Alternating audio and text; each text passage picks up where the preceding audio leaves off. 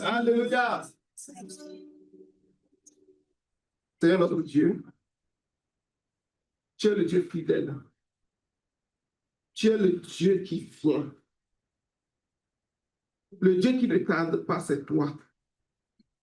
Même quand nous ne savons pas l'heure, aujourd'hui encore, Seigneur, tu nous parles à travers cette parabole de 10 vierges. Et tu nous rappelles que le royaume est pour ceux qui veillent. Pour ceux qui veillent, c'est à eux qu'appartiennent ton royaume. Ton royaume leur appartient, Seigneur. Oh Seigneur, nous te bénissons. Ton royaume est pour ceux qui gardent leur lampe allumée, Seigneur. Amen. Ceux qui ne s'endorment point dans la routine, de tous les jours, ni dans l'oubli. Seigneur, nous voulons être de celles et de ceux-là, Seigneur mon Père, qui ont encore de lui la réserve. Amen. Comme ces vierges, Seigneur mon Père, sages. Comme ces vierges avisées, Seigneur. Ceux qui ne comptent pas sur ce qui est passager. Ceux qui ne comptent pas sur une foi éphémère. Mais ceux-là qui s'appuient sur une foi agissante. Ceux-là qui vivent chaque jour dans la dépendance de ton esprit, c'est à eux qu'appartiennent, Père, ton royaume. Remplis nos cœurs de ton huile, Seigneur mon Père, l'huile de ta présence qui nous rassure jour après jour que tu es le Dieu qui vient. Amen. L'huile de la prière, Seigneur, ne nous manque point. L'huile de la foi persévérante ne nous manque point. Amen. L'huile de la sainteté, Seigneur, ne nous manque point. Amen. Tu nous donnes de l'huile, Seigneur mon Père, d'un amour vrai, d'un amour pur, d'un amour sincère. Cet amour pour lequel, Père, tu as envoyé ton Fils unique, mon Père. Oh, à travers cet amour, tu nous as sauvés.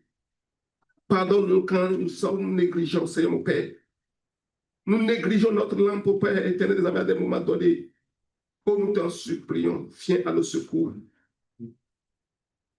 Pardonne, Seigneur mon Père, nos sommeils spirituels. Pardonne nos distractions, Seigneur. Pardonne notre tiédeur. Oh Seigneur, réveille en nous la soif de toi. Que ta soif soit éveillée en chacun de nous. Éveille notre conscience par ta soif, Seigneur. Et donne-nous de vivre chaque jour comme si c'était le jour de ton retour. Parce que ces vierges, lorsqu'elles ont pris le chemin, elles ne savaient pas quand tu serais là.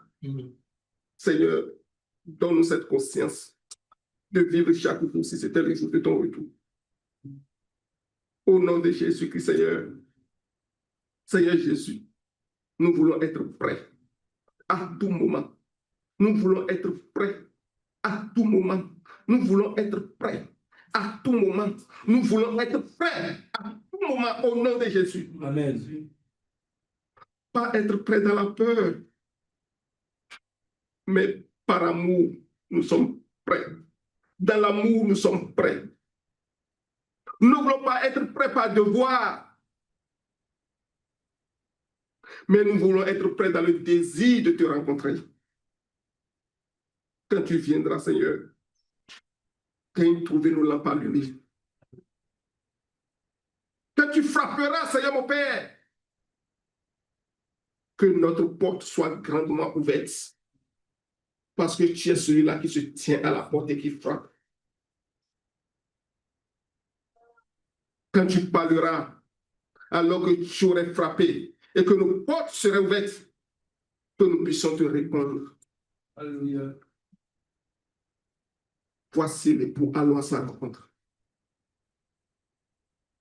Que nous puissions dire, viens, viens, viens habiter tabernaclé en nous. Parce que c'est ceux qui te verront, ce sont eux qui seront tels que tu es. Garde-nous éveillés et remplis-nous d'esprit. Remplis-nous et donne-nous d'être fidèles à toi. Jusqu'à ce que nous soyons avec toi dans ta joie éternelle. Parce que tu as dit en ce jour-là, tu diras à ceux qui seront prêts, à ceux qui seront trouvés vaillants, veillants également, ceux qui auront leur lampe allumée, ceux qui vont, Éternel des armées, être présents et être dans les conditions où tu vas les rencontrer.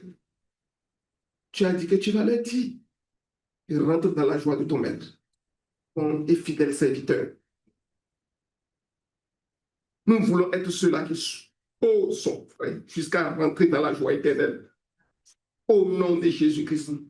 C'est pour cela que tu nous rappelles encore, Seigneur mon Père, cette parabole des 10 vierges. Ce n'est pas anodin, mais c'est parce que tu as un travail à faire dans ma vie. C'est parce que tu as un travail à faire dans la vie de ma soeur, dans la vie de mon frère. Et nous disons, viens Seigneur, que ton nom soit glorifié. Au nom de Jésus-Christ de Nazareth.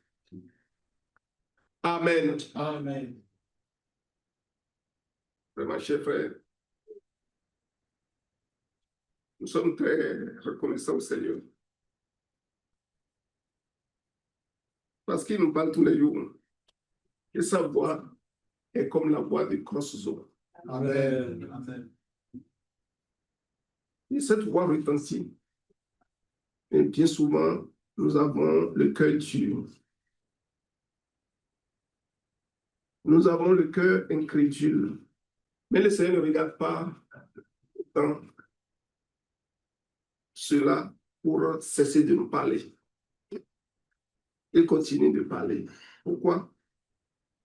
Parce que, comme nous l'avions dit la dernière fois, il va récolter tout le fruit de son labeur.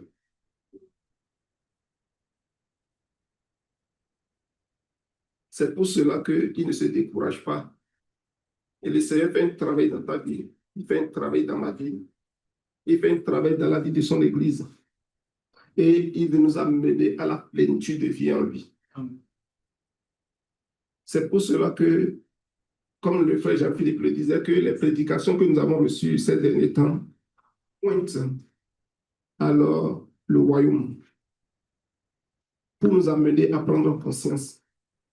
C'est pour cela que, également, dans la veine de ce que nous avions commencé par recevoir depuis le dimanche, il a commencé par encore nous parler du cri, du réveil au temps de la fin.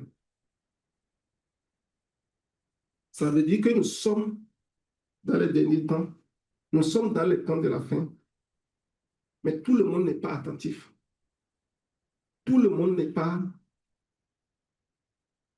en état de pleine conscience pour réaliser ce qui se passe. Certaines personnes sont somnolentes, d'autres personnes sont dans l'assoupissement, et il y en a même qui ont complètement dormi. Mais pourtant, ils sont les vierges. Ils représentent l'Église de Dieu.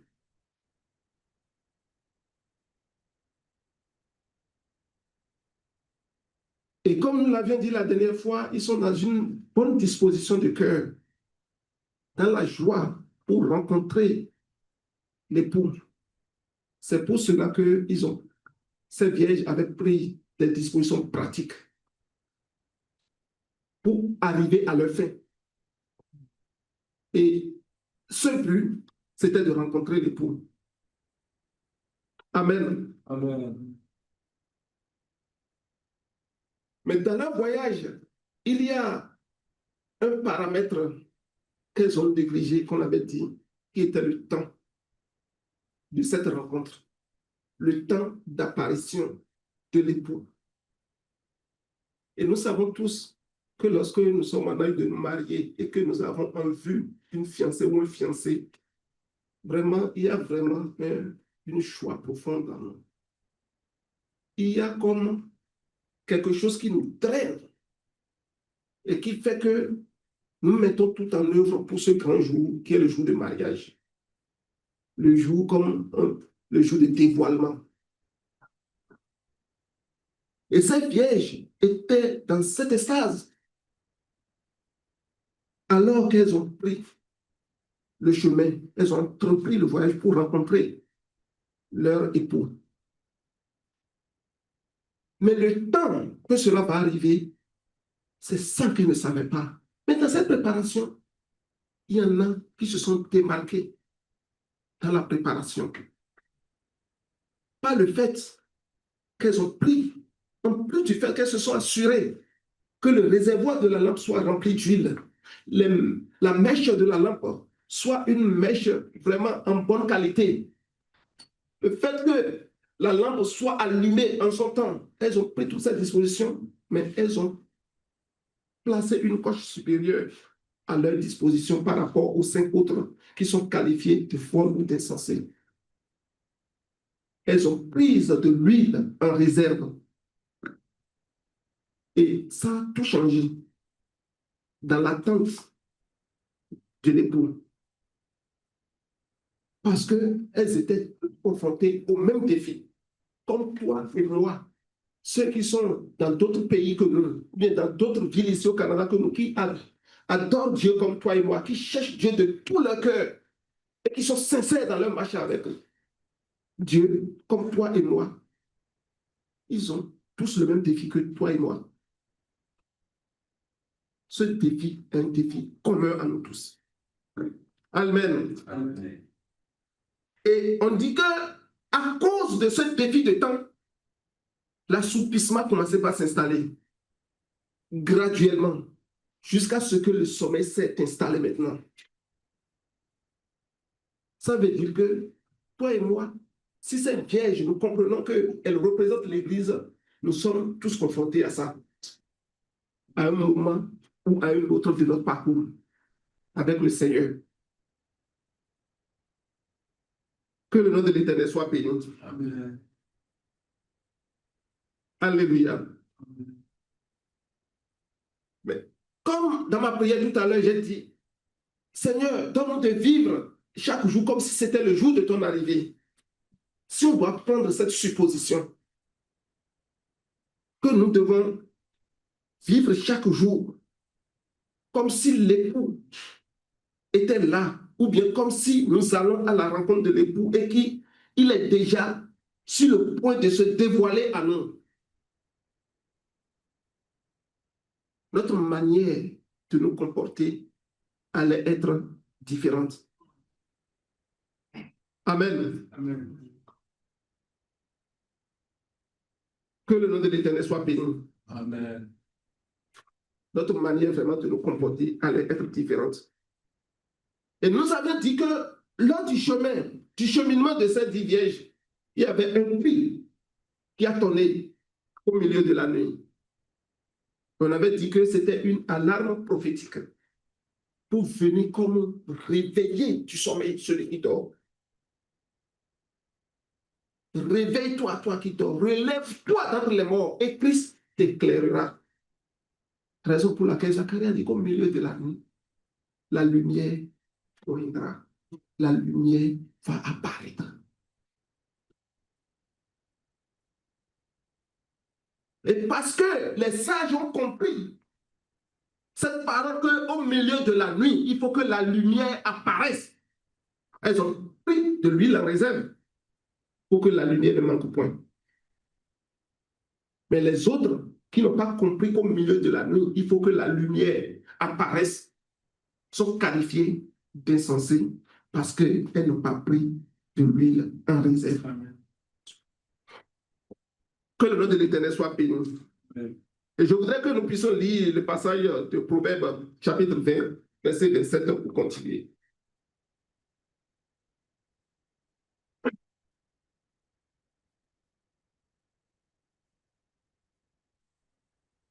Proverbe 20, verset 27. Le souffle de l'homme est une lampe de l'Éternel.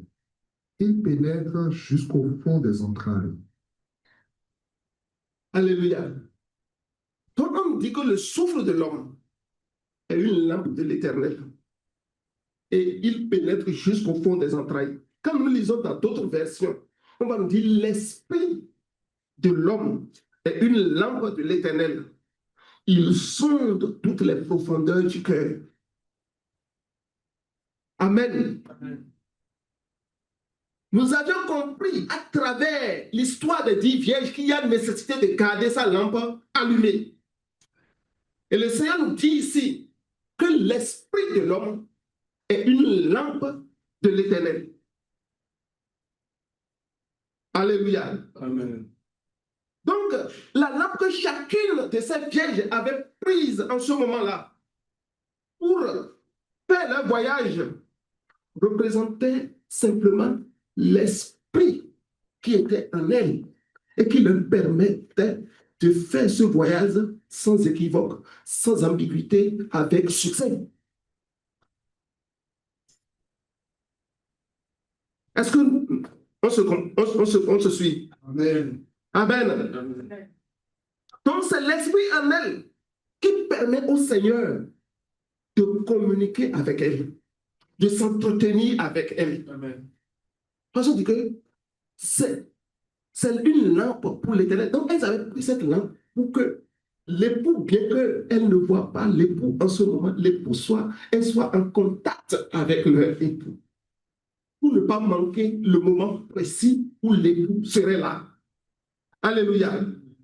Donc c'est avec cet esprit-là qu'il y a une relation avec le Seigneur. Donc sans l'esprit, une relation ne pourrait être établie. Et c'est important parce que c'est l'esprit qui est une lampe, qui est la lampe que l'Éternel a mis en l'homme pour faire le travail de la rédemption totale. Que le nom de l'Éternel soit béni. Donc, c'est pas son esprit qui demeure en contact avec toi, qui demeure en contact avec moi. Alléluia. Amen. Qui nous garde en haleine au cours du voyage, tout le temps du voyage. Et pour cette raison, la lampe ne devrait pas s'éteindre. Vous comprenez pourquoi les 5 autres qui ont pris de l'huile en réserve pour s'assurer que la lampe soit allumée au moment opportun, à tout moment d'abord et au bon moment, elles ont été qualifiées de sages à la différence des autres. Oh, que lui ne manque jamais dans ta lampe et que lui ne manque jamais dans ma lampe. Que nos lampes soient toujours gardées allumées pour le Seigneur. Parce que c'est ça qui va établir le contact entre nous et lui à tout moment. Que le nom de l'Éternel soit béni. Amen. Alléluia. Et lorsque nous prenons cela en compte, nous avons constaté que pour les 5 qui ont été qualifiés d'essentiels, le constat a été lamentable à un moment donné. Ils ont dit, nos lampes s'éteignent, donnez-nous un peu de votre huile. Est-ce que quelqu'un peut prendre son esprit et aller mettre dans l'esprit de son frère pour dire vraiment, prends mon esprit et fais le travail avec. Mais quelle que soit sa bonne volonté, tout l'amour qu'il a pour toi, il ne pourra pas le faire. Donc nous comprenons la réponse de cette vierge. Aller vers ceux qui vendent. Et c'est encore le Seigneur qui met cela en place. Que le nom de l'Éternel soit béni. Il ne faut pas qu'à un moment donné, le constat soit lamentable pour nous comme ces 5 vieilles folles au nom puissant de Jésus-Christ. Alléluia. Donc l'Écriture nous dit qu'elle se rendit compte que les lampes s'éteignaient, étaient en cours de s'éteindre. Et c'est en ce moment qu'elles ont réalisé la gravité de leur erreur. Alléluia. Donc si rien n'était fait au moment propice, les lampes vont complètement s'éteindre. Et ce serait vraiment grave. Dommage. Et je voudrais que nous puissions considérer Luc chapitre 12, verset 35. Alléluia. Pour voir que le Seigneur nous a intimé un ordre à ce niveau-là.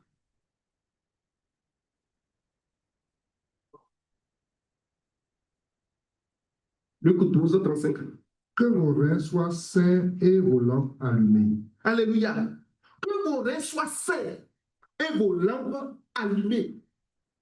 Vous voyez, c'est important pour le Seigneur que les lampes demeurent allumées. Alléluia. est-ce qu'aujourd'hui, tes lampes sont-elles éteintes? Ou bien ta lampe est-elle éteinte? Ou bien ma lampe est-elle éteinte?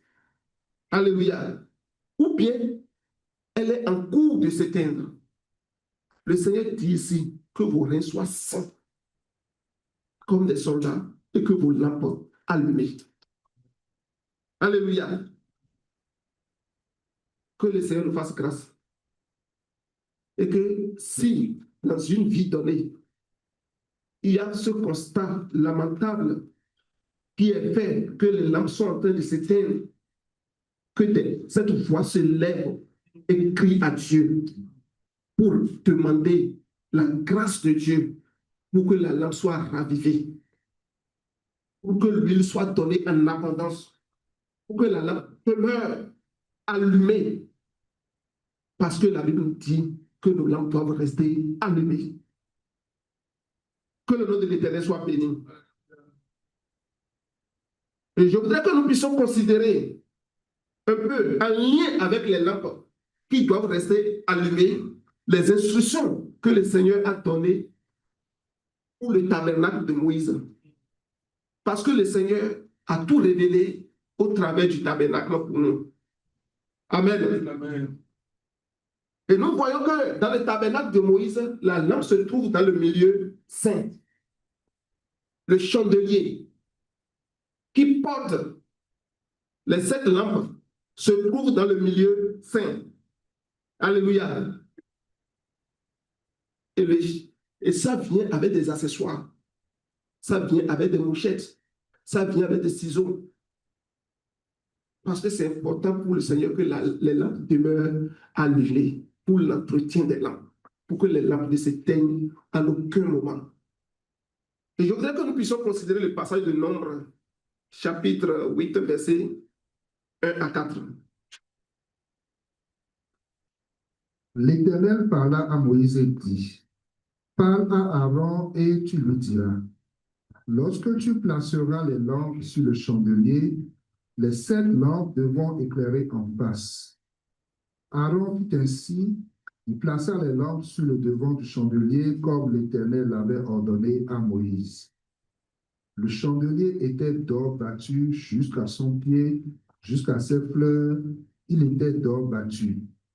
Moïse avait fait le chandelier d'après le modèle que l'Éternel lui avait montré. Verset 7. Verset 4 déjà, seconde. Merci beaucoup, frère. Alléluia. Nous voyons ici une instruction précise, une instruction claire que le Seigneur a donnée. Et il précise que c'est une instruction perpétuelle qui doit se faire de génération en génération. Et cette instruction a été adressée aux enfants d'Israël concernant précisément les lampes du chandelier et leur entretien. Amen. Amen. Et pour nous aider vraiment à comprendre et sans aller dans les détails du tabernacle, nous allons vraiment rester à haut niveau et considérer quelques aspects clés pour notre méditation du jour. Alléluia. Donc, dans un premier temps, nous voulons parler de comment il faut allumer déjà le chandelier pour que la lampe soit allumée. Et dans un deuxième temps, comment est-ce qu'il faut l'entretenir? C'est les 2 instructions ici pour que la lampe soit là, mais qu'elle soit entretenue à tout moment. Amen. Pour que le feu ne s'éteigne pas. Alléluia. Et dans cette veine, nous allons constater que pour que la lampe demeure allumée, il faut nécessairement qu'il y ait du feu. Alléluia. Et il faut qu'il y ait de l'huile. Alléluia. Et ces éléments sont très importants pour qu'une lampe continue de brûler et de brûler, de brûler, de brûler encore, encore et encore. Et nous savons que le tabernacle a 3 parties distinctes. Le parvis, le lieu saint et le lieu très saint. Et dans le parvis, nous avons 2 mobiliers. Alléluia. L'autel des holocaustes et la cuve des reins. Dans le lieu saint, il y a 3 mobiliers qui sont là-bas. Il y a la table de pain des propositions, le chandelier dont nous sommes en train de parler, et ensuite, nous avons également l'autel d'or, qui est l'autel d'encens.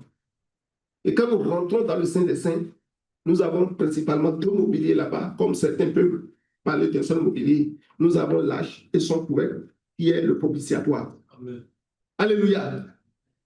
Mais ici, l'instruction qui est donnée ici est relative au chandelier qui est dans le lieu saint. Alléluia. Amen. Mais il faut aller un peu pour voir comment est-ce que la lumière est transportée dans le lieu saint Amen.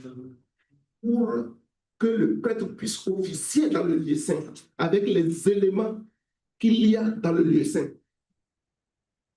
Qui nous souviennent que parce que les prêtres n'avaient pas fait conformément à la prescription de Moïse, 50% des prêtres étaient morts en une journée.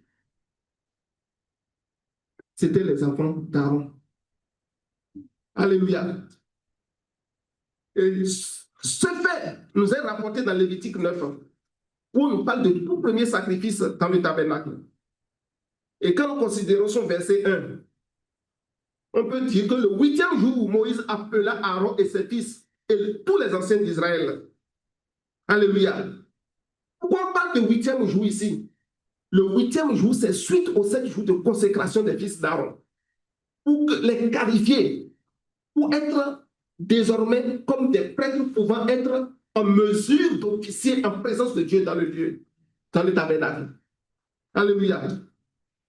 C'est pour cela qu'ici, on parle du 8e jour. Et je voudrais que nous puissions considérer les versets 22 à 24 dans ce même chapitre de Lévitique 9. Aaron leva ses mains vers le peuple et il le bénit. Puis il descendit, après avoir offert le sacrifice d'expiation, l'holocauste et le sacrifice d'action de grâce. Moïse et Aaron entrèrent dans la tente d'assignation. Lorsqu'ils en sortirent, il bénit le peuple. Et la gloire de l'Éternel apparut à tout le peuple. Regardons bien le verset 24 ici, qui est vraiment d'intérêt pour nous. Le feu sortit de devant l'Éternel et consuma sur l'autel l'holocauste et les graisses. Tout le peuple le vit et ils poussaient des cris de joie et se jetaient sur leur face. Alléluia. Nous voyons ici que c'est le tout premier sacrifice lorsque on a commencé par officier officiellement dans le tabernacle.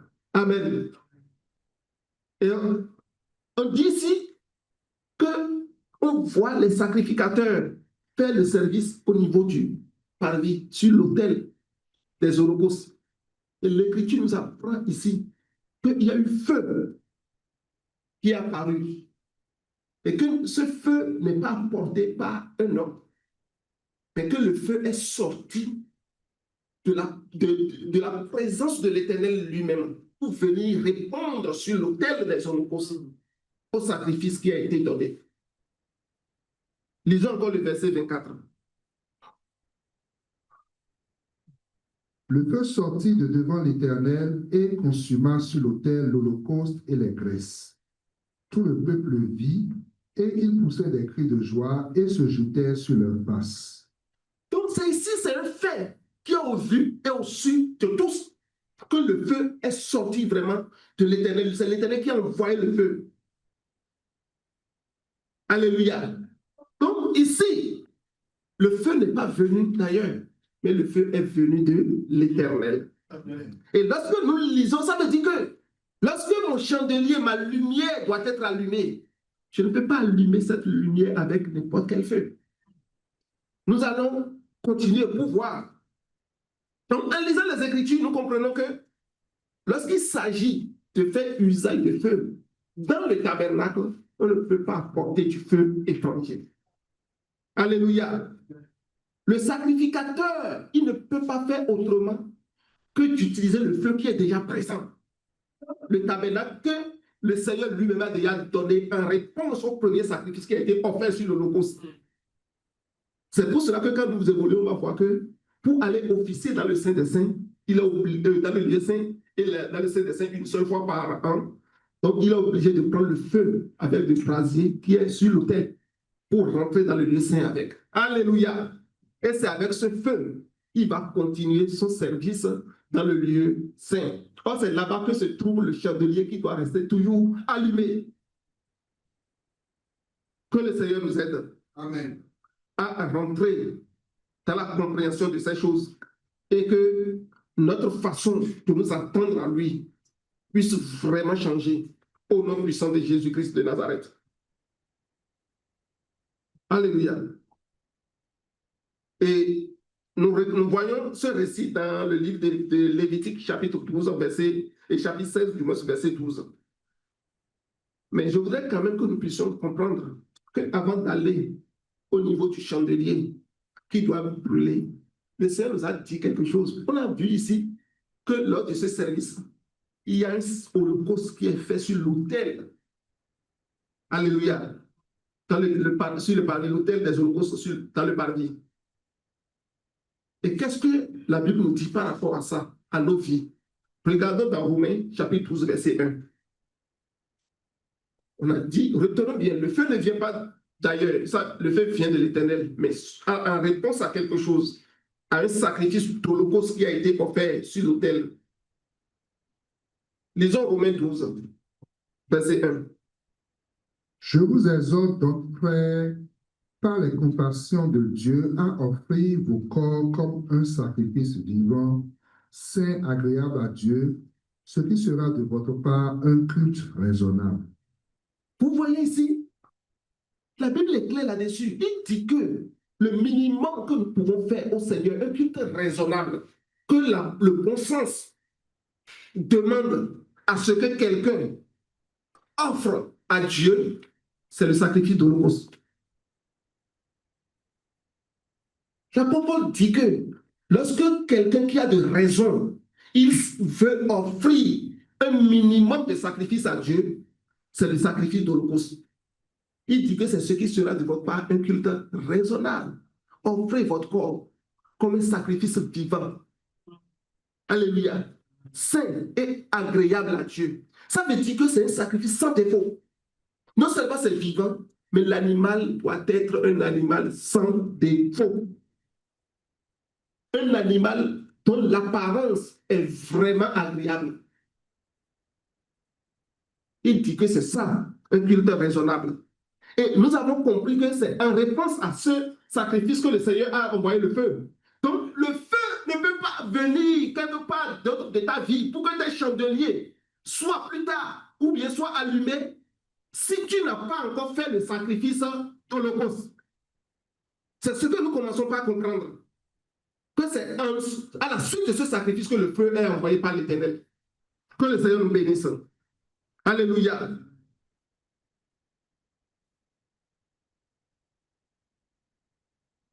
Et lorsque nous regardons dans le livre de Psaume, chapitre 69, il est dit là-bas que les ailes de la maison de Dieu doivent nous dévorer, doivent nous consumer, de telle sorte que tout ce qui est en lien, tout ce qui est en rapport avec notre Seigneur, l'époux que nous sommes en train d'attendre, vers qui nous sommes en train d'aller, doit être quelque chose que nous devons prendre avec diligence. Alléluia. Amen. Et la qualité de notre service au niveau de l'autel des holocaustes est donc primordiale parce que l'apôtre Paul a dit ici que ce sacrifice doit être comment? Saint, agréable et sacrifice vivant. Donc la qualité, le Seigneur, il prête attention à la qualité du service et nous voyons que cela vient répondre à l'animal que le peuple devrait donner pour le sacrifice d'holocauste dans l'Ancien Testament. Que le Seigneur nous aide. Amen.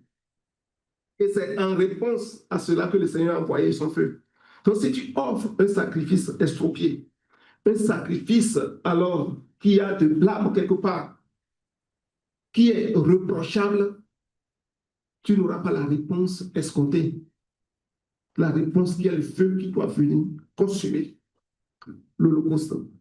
Que le Seigneur nous aide, qu'aucun sacrifice d'holocauste dans nos vies, que nous offrons à Dieu ne soit malade, ne soit estropié, mais aucun quelconque défaut, non puissant de Jésus-Christ, que nous puissions offrir un sacrifice vivant, un sacrifice saint, un sacrifice agréable, parce que nous comprenons que c'est le minimum que nous pouvons offrir à Dieu dans le nom puissant de Jésus-Christ de Nazareth.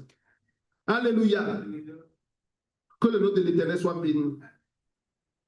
Mais lorsque nous comprenons cela, On va se dire, mais on veut me parler du chandelier qui est dans le lieu saint.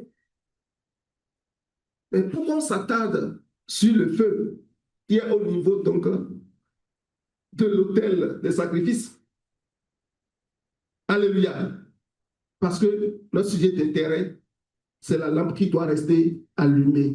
Donc ce détour que nous sommes en train de faire, que cela ne nous amène pas loin de notre sujet. C'est ça qui a fait que on a qualifié des vierges de sages et d'autres de folles. Alléluia. Donc si dans ma vie, il y a le zèle et que le feu ne s'éteint pas totalement et que le feu est sur le point vraiment d'être affaibli au niveau de sa clarté, comme je l'avais dit tantôt, nous devons vraiment crier à Dieu. Que le nom de l'Éternel soit béni. Et nous offrir et dire, Seigneur, je veux m'offrir à toi totalement comme un sacrifice vivant. Je veux faire le sacrifice d'holocauste, qui est le minimum que je peux te faire. Seigneur, donne-moi cette capacité d'arriver à là. Parce que quand ça là n'est pas fait, c'est comme si ma marche avec le Seigneur n'a pas encore commencé. C'est ce que ça veut dire. Mais quand on rentre dans le tabernacle, on commence par l'autel des holocaustes d'abord. C'est par là que la marche commence. Et c'est pour cela que l'apôtre dit que c'est le minimum requis que nous pouvons offrir à Dieu. Et nous avons vu que c'est en lien avec ce minimum que l'Éternel envoie le feu. Que s'il n'y a pas ce minimum, le feu, l'Éternel n'envoie pas son feu. Et que ce minimum doit être sans défaut. Alléluia. Oui. Et ce feu est très important. Le feu que le Seigneur envoie est très important. Est vraiment important pour toi. C'est vraiment important pour moi. C'est vraiment important pour notre marche jusqu'à ce que nous soyons unis parfaitement à notre Seigneur. Amen. Que le nom de l'Éternel soit béni. Alléluia. Amen. Donc nous avons vu maintenant que le feu est envoyé par le Seigneur. Et ce feu, c'est ça que le sacrificateur va prendre avec des brasiers pour entrer dans le Saint des Saints, pour allumer l'autel d'encens avec ça. Alléluia. Mais la Bible n'a pas été très explicite sur le feu que le sacrificateur utilise pour allumer le chandelier. Mais la Bible a quand même précisé qu'on ne doit pas apporter du feu étranger dans la maison. Donc, quand nous regardons, alors cela laisse de la prophétie vient nous montrer clairement que si, au moment où l'holocauste est fait, on doit brûler le sacrifice, on n'a pas apporté du feu d'ailleurs pour brûler. Et c'est le Seigneur même qui a envoyé le feu. Et c'est avec ce feu, c'est ce feu que le sacrificateur va prendre avec du brasier pour rentrer dans le Saint des Saints, dans le lieu saint plutôt, pour allumer l'encensoir d'or. Et que, en lien avec tous les services dans le tabernacle, le Seigneur dit que le feu étranger ne doit pas intervenir. Et nous avons vu que des gens ont tenté de faire intervenir du feu étranger, ont été décimés. La déduction est claire.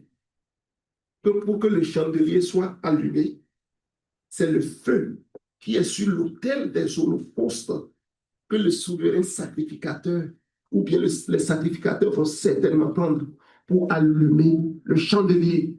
Gloire à Dieu. Est-ce que vous êtes d'accord avec moi? Que le Seigneur nous bénisse. Amen. Et bénisse notre compréhension. Alléluia. Donc ce feu est très important. Mais toi-même, tu ne peux pas la produire, le produire du moins. Tu ne peux pas produire cette flamme. C'est Dieu qui peut produire cela.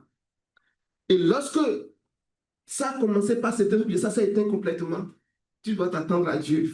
Le temps que ça va prendre pour que le Seigneur réponde, cela lui appartient. Ce que toi tu as fait, c'est de crier à lui, de t'attendre à lui, dans les prières, les supplications, jusqu'à ce qu'il réponde par son feu, pour que tu continues la marche avec lui. Au nom puissant de Jésus-Christ de Nazareth. Donc, de même que les vierges possédaient chacune sa lampe, il te faut ce feu, que ta lampe reste constamment allumée. Alléluia. Amen. Le puissant de Jésus-Christ. Et non seulement qu'elle doit rester allumée, mais elle doit être entretenue. Et cela nous renvoie au deuxième point d'entretien de la lampe. Donc, nous avons compris que le premier point, pour que le feu soit allumé, il faut que le chandelier soit allumé, il faut le feu qui provient de l'autel des eaux. C'est pour ça qu'on appelle ce détour à ce niveau. Pour établir ça, que le feu étranger ne doit pas intervenir dans l'office, dans le tabernacle. Est-ce que, à ce niveau, c'est bon pour nous? Amen. Que le nom de l'Éternel soit béni. Amen. Et alors que j'offre ma vie comme un sacrifice vivant, saint, agréable à Dieu, et le Seigneur répond par le feu, ce feu permet d'allumer mes chandeliers.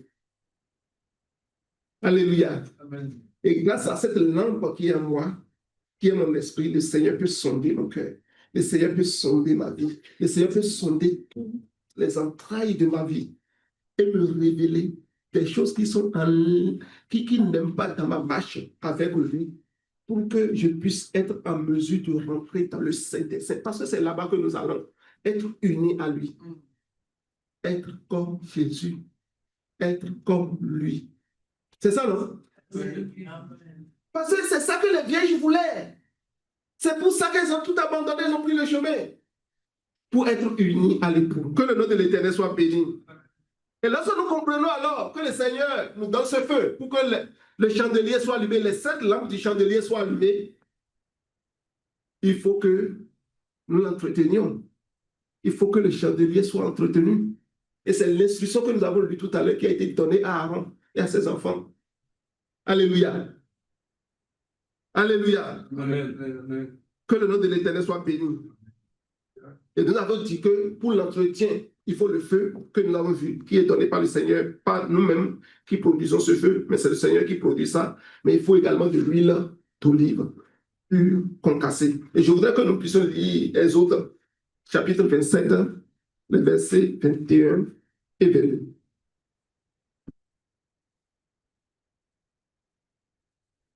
C'est dans la tente d'assignation en dehors du voile qui est devant le témoignage qu'Aaron et ses fils la prépareront pour que les lampes brûlent du soir au matin en présence de l'Éternel. C'est une loi perpétuelle pour leurs descendants. C'est quel passage que tu lis? Exode 27, Oui, verset 20 à 21, c'est bien ça. verset 21. 20 à 21. Tu as dit après 21. Ah, ok, désolé. Donc, c'était un lapsus. 20. Exode 27 à partir du verset 20. Tu ordonneras aux enfants d'Israël de t'apporter pour le chandelier de l'huile pure d'olive concassée afin d'entretenir les lampes continuellement. Vous voyez, ici, pour besoin d'entretien continu des lampes, Amen. le Seigneur a donné un ordre. Il faut quoi? De l'huile d'olive pure concassée. Ça veut dire si quelqu'un n'a pas d'huile d'olive pure concassée, il n'a pas d'abord d'huile, il ne peut pas entretenir ses lampes. Nous avons compris pourquoi les vieilles sont qualifiées, certaines d'elles, parmi elles, sont qualifiées d'insensées. Et ce n'est pas n'importe quelle huile d'olive. Mais le Seigneur vient ici montrer que, encore quand tu prends l'huile d'olive, il y a plusieurs choix, plusieurs qualités. C'est le premium qu'il faut prendre. La qualité supérieure. L'huile d'olive concassée. Pour que tu puisses être en mesure, merci ma soeur, pour que tu puisses être en mesure d'entretenir continuellement ta lampe. Amen. Le verset 21 maintenant, mon frère. C'est dans la tente d'assignation en dehors du voile qui est devant le témoignage qu'Aaron et ses fils la prépareront pour que les lampes brûlent du soir au matin en présence de l'Éternel. C'est une loi perpétuelle pour leurs descendants et que devront observer les enfants d'Israël. Amen. Il dit que dans le verset verset 21, ce qui nous retient notre attention ici, les lampes doivent brûler continuellement en présence de l'Éternel. Et les folles se sont trouvées face à un défi. Oh, nos lampes ne pourront pas continuer de brûler à un moment donné. Et parce que les lampes n'étaient pas en mesure de continuer de brûler à un moment donné, on les a qualifiées d'insensés. Oh Seigneur, aide-nous. Alléluia. Donc le Seigneur demande à ce que les lampes soient entretenues, pas de l'huile d'olive pure concassée. Et ceci doit provenir de chaque Israélite. C'est chacun qui doit produire l'huile et mettre à disposition du chandelier. Amen. Amen. Ici, dans la partie dans le passage que nous avons lu. Alléluia. Et nous savons que l'olive provient des oliviers. Mais ça, c'est dans l'ancienne alliance. Mais regardons la prophétie que Zacharie a eue, qui pointe vers l'horizon, qui pointe vers le temps que nous vivons, où le Seigneur dit, pendant le temps du soir, il envoie lui-même sa lumière. Regardons ce que Zacharie a dit dans Zacharie chapitre 4. Lisons les 2 premiers versets et ensuite le verset 3.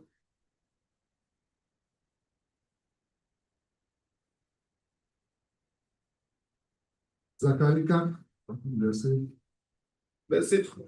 1 à 3, mais on va lire d'abord les 2 premiers versets. Okay. L'ange qui parlait avec moi revint et il me réveilla comme un homme que l'on réveille de son sommeil. Il me dit, que vois-tu? Je répondis, je regarde et voici, il y a un chandelier tout d'or surmonté d'un vase et portant 7 lampes avec 7 conduits pour les lampes qui sont au sommet du chandelier. Amen. Qu'est-ce que nous remarquons ici? Nous remarquons que la vision que Zacharie a ici reflète exactement le chandelier que nous avons dans le dessin. Le chandelier est en or. Et le chandelier a combien de lampes? 7 lampes. Est-ce que c'est ça? Donc, c'est la vision que Zacharie a eue. On va lire maintenant le verset 3 qui nous donne un détail qui est non négligeable. Amen. Amen. Et il y a près de lui 2 oliviers, l'un à la droite du vase et l'autre à sa gauche. Nous voyons ici, on dit que ce chandelier a près de lui 2 oliviers. Il y a un olivier à la droite et l'autre à la gauche. Or, dans l'instruction que le Seigneur a donnée dans l'Ancien Testament, pour que la lampe continue de briller continuellement, il faut un apport de l'huile d'olive pure concassée que chaque Israélite devrait donner au sacrificateur pour l'entretien des lampes. Amen. Mais ici, dans cette vision, le Seigneur a montré le même chandelier avec ces mêmes caractéristiques, mais a ajouté un détail qui est non négligeable. Ce chandelier a 2 oliviers, l'un à sa droite, l'autre à sa gauche. Or, nous savons que l'huile d'olive provient d'olivier. Mais pourquoi ici, dans cette vision, c'est important pour le Seigneur de montrer la présence de ces 2 oliviers qui abordent le chandelier. Alléluia. Que le Seigneur nous éclaire. Sachant que le chandelier nous parle de la lumière de la vérité, Zacharie connaissait certainement le chandelier parce que c'est un prophète de l'Éternel. Alléluia. Mais avec sa question qu'il a posée, par la suite, quand nous lisons ce passage, nous avons vu qu'il ignore pourquoi à côté des chandeliers, il y avait les 2 oliviers. Il ignorait vraiment cela. Alléluia. Pourquoi Parce que nous savons que selon la loi, il revenait au prêtre de remplir chaque réservoir de cette lampe de l'huile d'olive pur concassé comme le Seigneur en a prescrit à Aaron et à ses enfants. Alléluia. Mais le Seigneur présente ici, dans la vision de Zacharie, le chandelier avec les deux oliviers à côté, sans vraiment de précision, une indication sur une présence d'olivier, du moins, je dis ici, dans le tabernacle, du moins, le Seigneur en donnant les instructions sur les chandeliers pour qu'on apporte de l'huile pour mettre dedans. Il n'a pas donné d'instructions sur les deux oliviers que Zacharie voit ici. Amen. Mais quand Zacharie a cherché à comprendre, là, je lui ai répondu quelque chose au verset 5. La présence de ces deux oliviers, le Seigneur lui a répondu quelque chose. Pourquoi ces deux oliviers? Mais regardons ce que le Seigneur lui a répondu. Ça doit attirer notre attention. Amen. La réponse que le Seigneur lui a donnée. Le verset 5, ou le verset 6 du moins. Alors il reprit et me dit, c'est ici la parole que l'Éternel adresse à Zorobabel. Ce n'est ni par la puissance, ni par la force, mais c'est par mon esprit, dit l'Éternel des armées. Vous voyez, quand Zacharie a cherché à comprendre la présence de ces deux oliviers, l'un à côté, l'autre à côté de l'autre, j'avais le Saint-Dieu. Voilà ce que moi je dis. Ce n'est pas la puissance, ni pas la force, mais c'est pas mon esprit. Ça devient intéressant. Parce que dans l'Ancien Testament, où même Zacharie avait cette vision, Zacharie était encore dans ce moment-là, c'est chaque Israélite qui devait envoyer de l'huile d'olive pour alimenter les lampes du chandelier. Mais le Seigneur, répondant à Zacharie concernant sa vision sur la présence des deux oliviers à côté donc du chandelier, le Seigneur dit ce n'est pas la force, ni pas la puissance, mais c'est pas mon esprit.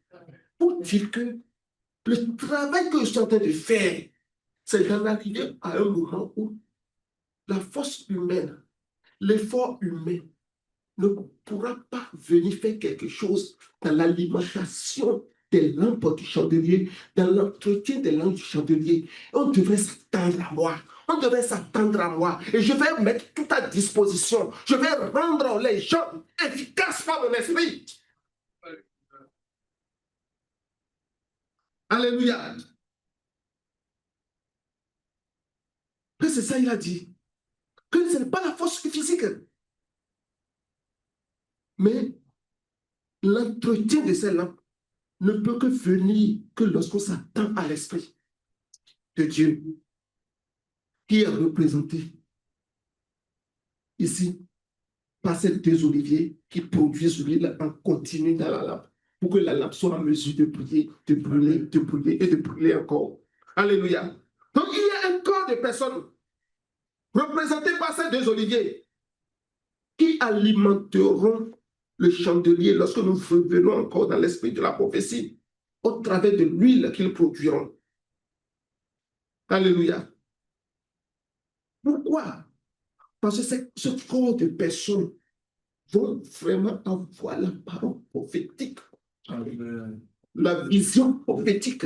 Il y a le Christ même va être fortement développé en elle, que ces personnes vont être en mesure, vraiment, de rendre tout ce qui est disponible en leur temps au peuple de Dieu, pour que le peuple soit en mesure de prier, de continuer de prier en présence de l'Éternel. Que le nom de l'Éternel soit béni. Donc, ces oliviers produisent des olives. Et une fois que les olives sont concassées, c'est en ce moment qu'on a l'huile d'olive pure que le Seigneur veut, qui va permettre de maintenir et d'entretenir ces lampes allumées. Et quand on parle d'olive concassée, comme je le disais, c'est la qualité supérieure. C'est la première pression qu'on obtient de l'huile d'olive. Lorsqu'on concasse tout de suite, on presse à froid, on obtient cette huile-là. Alléluia. Mais qu'est-ce que cela veut dire? L'olive concassée, le Seigneur a précisé ça. Vous devez obtenir cette huile d'olive concassée ou bien d'olive broyée. Cela fait référence à une vie vraiment brisée devant le Seigneur, à une vie vraiment qui s'abandonne totalement à Dieu. Il s'agit ici de vivre par l'esprit, parce que le Seigneur dit vivez par l'esprit et vous n'accomplirez pas les désirs de la chair. C'est une vie qui s'attend seulement à Dieu pour s'exprimer, pour se manifester, pour faire quoi que ce soit. L'huile doit provenir d'olive concassée. Mais c'est le Seigneur, parce que cette vie s'attend au Seigneur, le Seigneur fait son travail dans cette vie. Alléluia. Pour que l'huile soit rendue disponible. La présence des deux oliviers qui sont là. Alléluia. Amen. Donc, il s'agit d'une vie par l'esprit, d'une vie de consécration, où l'on doit sortir de sa zone de confort et se soumettre aux exigences de la parole de Dieu. Ces exigences sont tellement strictes, mais ce sont des exigences qui sont en conformité avec la loi du royaume. Alléluia. Amen. Et tout ce que le Seigneur rend disponible pour nous, c'est en lien avec ce royaume-là. C'est pour cela que nous devons mener une vie en conformité avec ce royaume, avec les lois de ce royaume. Nous sommes ici à Québec, et dans la province de Québec, donc on va dire au Québec, et encore au Canada, parce que nous sommes dans le Canada, il y a plusieurs lois qui nous gouvernent. Nous sommes dans la ville d'abord de Québec, il y a les règlements municipaux qui sont là, que nous devons respecter. Si tu as frein à un règlement municipal, il y a d'amende ou bien il y a ceci que tu vas payer.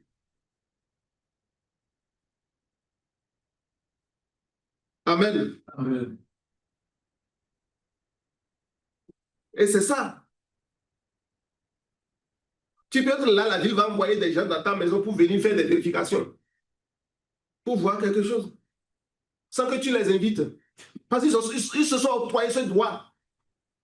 Et c'est vrai, parce que c'est le règlement qui leur donne ça, la loi de la ville qui leur a donné ça. Et ils vont, suite à leur constat, ils vont te dire, voilà, on te donne un préavis pour faire ceci ou bien pour faire cela. Moi, j'en ai été victime. Pour la ville, c'était débarqué chez moi. Ou Dieu est venu pour faire telle vérification. OK. Qu'est-ce qu'il faut que tu es de la ville? Il sort sa carte. Il montre les informations et que c'est vrai, tu es de la ville. Après, on est venu pour ceci.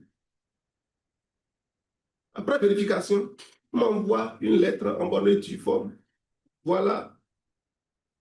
Si d'ici tant, telle chose n'est pas réglée, il aura telle chose, telle conséquence. Je suis obligé de me conformer à ce qu'ils ont dit. Ou bien, à moins que si j'ai des raisons de dire qu'ils sont en erreur, moi, j'ai le fardeau de preuve en ce moment. Et c'est la même chose pour la province. Et c'est la même chose au niveau fédéral également. Et quand nous ramenons ça au royaume de Dieu, il y a également des exigences. Il y a également des lois. Et nous sommes tenus de marcher en conformité avec ces lois. Et pour marcher en conformité avec ces lois, tu es obligé d'être brisé à un moment donné. De lâcher prise sur certaines choses. Pour dire, Seigneur, me voici, prends-moi. L'huile d'olive concassée. C'est de ça que l'huile provient. C'est des olives concassées, c'est de... Voilà. Des olives concassées que l'huile pure. Voilà. On me dit d'ajouter pure. Que l'huile pure provient. Alléluia. Amen. Que le Seigneur soit béni. Amen. Alléluia, Seigneur. Aide-nous. Garde-moi fidèle à toi. Ô Seigneur. Garde-moi fidèle à toi. J'ai pris à l'emporter de victoire à gagner. Ô Seigneur, Garde-moi fidèle à toi. Alléluia. Amen. Gloire à Dieu. Lorsque nous menons notre vie en conformité aux exigences du royaume, le résultat qui vient est un résultat que le Seigneur apprécie. C'est en ce moment que nous aurons l'huile d'olive pure. Alléluia. Amen. Et à partir de cet instant, la chair ne nous conduit plus. Mais c'est l'esprit de vie en Jésus-Christ qui nous gouverne désormais et qui soumet tout en nous. Que le nom de l'Éternel soit béni. Parce que c'est une vie de pressement où on a droit de répondre sur certaines choses, mais on préfère le silence. Que le Seigneur vraiment peut travailler à ce niveau et qu'il travaille chacun de nous et nous donne vraiment d'aller là où il veut que nous soyons avec lui. Au nom de Jésus. Amen. Amen. Donc il y a une nécessité d'écraser l'olive. Donc c'est un symbole d'une vie de sacrifice, d'une vie de brisement de soi. Au nom de Jésus-Christ. Laissez-moi vous dire, chers frères, que Dieu cherche des cœurs disposés. Amen. Que Dieu cherche des cœurs qui sont purifiés de toute mauvaise conscience. Dieu cherche des cœurs qui sont purifiés de toute souillure. Dieu cherche des cœurs qui sont brisés et qui veulent totalement s'abandonner à lui.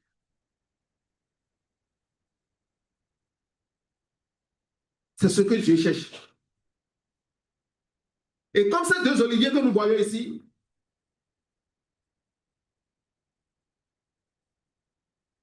nous pourrons vraiment être en mesure d'alimenter directement nos lampes. Parce que qu'est-ce que le Proverbe nous a dit? L'esprit de l'homme est la lampe de l'Éternel en lui. Alléluia. Qui sonde tout.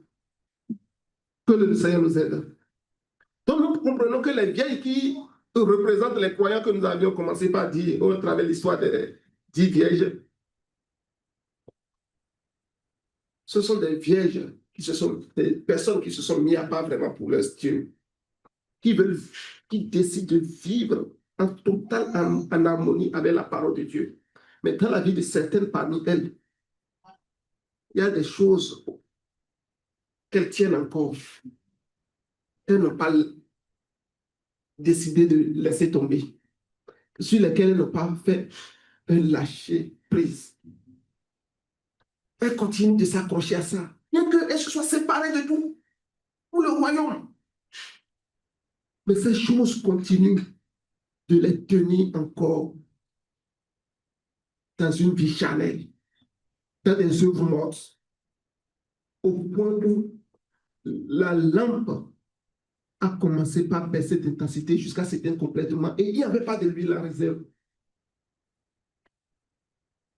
Alors que celles qui sont qualifiées de vieilles sages menaient leur vie au quotidien, en conformité avec ce que la parole dit. Se Josué faisait une introspection de leur vie. Seigneur, ta parole que tu as envoyée aujourd'hui, qu'est-ce que ça me dit? Qu'est-ce que ça me reproche? Elle le regarde comme elle prend chaque parole de Dieu comme un miroir dans lequel elle se mire pour constater leurs imperfections, pour s'améliorer dans leur marche. Elle ne regarde pas ça comme elle ne prend pas la parole comme un rétroviseur pour voir ceux qui sont en arrière d'eux, ceux qui sont dans leurs angles morts, et ceux qui sont ici ou ceux-là. C'est un miroir pour eux-mêmes. Donc, en plus du fait qu'il y a l'huile qui doit être disponible, le sacrificateur était appelé à tailler les mèches brûlées. C'est là nos imperfections. C'est là les choses que la parole de Dieu nous révèle au quotidien, que nous devons changer, sur lesquelles nous devons travailler, qui demandent d'efforts de notre part. Et alors que nous faisons ces efforts, c'est que nous sommes en train de broyer l'olive et de produire l'huile pure Et en même temps, nous sommes en train de tailler. Alors, les mèches sont brûlées avec le ciseau. Et nous prenons les mouchettes pour les tailler. Et nous prenons alors le vase de cendre pour recueillir les impuretés dedans, pour les mettre de côté. Ça là, je te prends, tu restes dans le vase à cendre. Vase à cendre. Je te prends et je te mets de côté. Parce que tu n'es pas digne d'être encore là où tu es. Il faut que le travail de séparation soit effectué à ce niveau. Et c'est ce que le sacrificateur doit faire matin et soir, tous les jours. Et on dit que c'est une loi perpétuelle. Alléluia. La préparation et l'arrangement des lampes. Que le Seigneur nous aide à enlever toutes les parties consumées de nos vies. Que la parole de Dieu nous révèle. Si la parole de Dieu te révèle quelque chose qui n'est pas en conformité avec le royaume, le style de vie du royaume, la loi qui gouverne dans le royaume, ça veut dire que c'est une mèche brûlée que tu dois lever pour que ta lumière continue de briller. Amen. Et c'est ce que le sacrificateur doit faire. Et qu'est-ce que le Seigneur dit de ta vie? Vous êtes un royaume de sacrificateurs. Ou bien, est-ce que nous le sommes? Amen. Ce travail revient au sacrificateur. Donc ça te revient. Et ça me revient. Ça revient à chacun de nous. Nous sommes interpellés là-dessus. Et si nous sommes dans l'incapacité de tailler ces mèches comme cela se doit, encore une fois, prions à Dieu. Amen. Implorons sa grâce. Implorons son secours. Et il va venir à notre secours. Donc c'est la marche par la prière, la marche par l'esprit de consécration, la marche dans la méditation. Oh, pour que le Seigneur nous fasse connaître tout ce qu'il désire que nous connaissions en lien avec notre engagement, avec notre objectif, pour que nous ne soyons pas qualifiés de vierges insensés à la fin. Mais qu'à la fin du parcours, le Seigneur puisse nous dire, bon et fidèle serviteur, entre dans la joie de ton maître. Que le nom de l'Éternel soit béni. Donc, c'est ça notre rôle en tant que sacrificateur. Nous avons une responsabilité continue. Et comme nous avons vu dans la vision de Zacharie, que les deux oliviers sont à côté donc, du chandelier, nous n'avons plus à nous inquiéter sur une force humaine pour y arriver. Mais nous allons compter sur la grâce de Dieu au quotidien. Parce que les deux oliviers sont là pour alimenter les lampes du chandelier en huile. Ce n'est pas la force. Parce que Zacharie dit, mais c'est quoi ces deux oliviers? Si moi, je veux comprendre. Je suis sacrificateur, je suis habitué aux choses de la loi. Mais je sais que dans le lieu saint, il y a le chandelier avec ces 7 lampes. C'est ça que tu me montres. Tu précises encore qu'il y a 2 oliviers à côté. C'est quoi? Le Seigneur dit simplement, ce n'est pas par la force, ni par la puissance, c'est la parole de Yahweh dans Zorobabel. Ce n'est pas par ta force, ce n'est pas par ta puissance. Compte sur le Seigneur et tu vas y arriver. Tu vas être qualifié de vierge sage, de vierge avisée, et tu vas rentrer dans la joie de ton maître. Que le Seigneur nous aide. Que le Seigneur vraiment bénisse son Église. Que le Seigneur vraiment nous donne vraiment de garder nos lampes allumées parce que nous comprenons que nous devons l'entretenir. Nous devons l'entretenir avec l'huile d'olive pure, une vie concassée, une vie brisée. Nous devons couper les mèches brûlées avec des mouchettes et dégager les cendres pour que la lampe brille encore et encore, encore et encore plus. Au nom de Jésus-Christ de Nazareth, c'est notre responsabilité en tant que souverain sacrificateur. Les imperfections de nos vies, nous devons vraiment les enlever, les ôter de nos vies. Parce que le Seigneur a rendu son esprit disponible pour nous. Que le Seigneur nous aide. Que le Seigneur t'aide. Que le Seigneur m'aide. Que le Seigneur aide chacun de nous. Au nom puissant de Jésus-Christ. Afin que nous puissions comprendre que c'est bon que nous ayons pris le chemin et entreprendre, du moins, c'est la marche avec le Seigneur.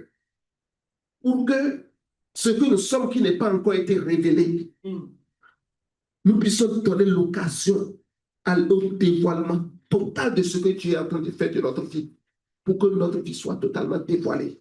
Mais pour que cela soit dévoilé, ce n'est pas seulement de commencer la marche avec de l'huile. ou bien des lampes allumées, et des lampes du moins allumées, remplies d'huile, mais de nous assurer que la lampe doit rester allumée pendant tout le temps du voyage. Et pour cette raison, nous avons besoin, comme les vieilles sages, d'avoir de l'huile d'olive pure concassée à côté. Nous avons besoin, d'entretenir cette lampe en enlevant toutes les impuretés de la mèche et les dégager. Et cela nous amène à comprendre que nous devons nous attendre à Dieu pour y arriver, pour mener une vie de l'esprit. Vivez par l'esprit pour ne pas accomplir les œuvres de la chair. Alléluia. Ou vraiment arriver à cela, que tout ce qui est imperfection, ce que les Seigneur nous révèle en lien, nous révèle en lien avec le royaume, qui ne glorifie pas son nom, nous puissions les ôter. Amen. Parce qu'en tant que sacrificateur, nous avons la responsabilité d'entretenir continuellement nos lampes, pour que la lampe prière continue toujours prier. Et pour ne l'avoir pas fait, et pour n'avoir pas pris soin à ce que les lampes brillent continuellement, il y a 5 parmi ces vierges qui sont qualifiées d'insensés. C'est 50% de la population. Pour que nous ne soyons pas parmi ces gens, mais nous soyons parmi ceux-là qui disent, Seigneur, me voici, prends-moi. Et nous avons dit que la lumière qui provient, qui va venir éclairer ces lampes, provient d'une vie d'holocauste. Cette lumière provient de l'autel des holocaustes, une vie où on s'abandonne totalement à Dieu, on se donne totalement à Dieu.